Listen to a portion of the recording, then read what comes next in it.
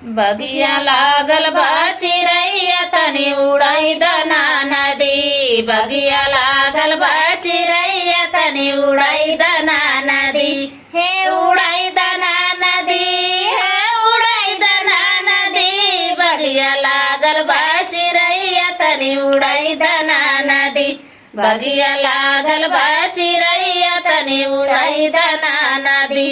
सोने की थाली में जेवना बनावली, सोने की थाली में जेवना बनावली। जेवना जेवना बलमुआ तनी मनाई दना नदी। बगिया लागल बा चिरैया तनी उड़ाई दना नदी। बगिया लागल बा चिरैया तनी उड़ाई दना नदी। हे उड़ाई दना नदी, बगिया लागल बा चिरैया तनी उड़ाई दना नदी। बगिया लागल बा चिरैया तनी उड़ाई दना नदी। सोने झरे गेड़ुआ गंगा जल पानी, झरे गेड़ुआ गंगा जल पानी।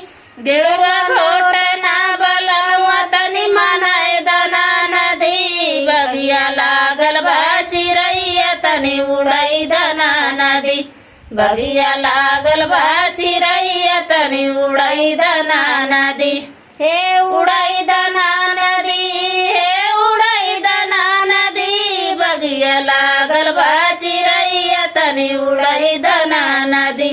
बगिया लागल बा चिरैया तनी उड़ाई दना नदी।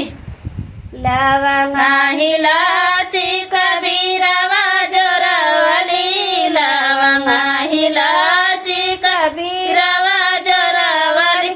बीरवा पूछना बलमुआ तनी मनाई दना नदी। बगिया लागल बा चिरैया तनी मनाई दना नदी।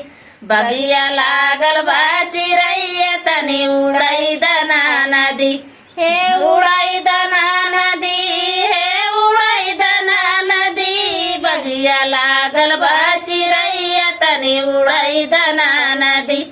बगिया लागल बा चिरैया तनी उड़ाई दना नदी।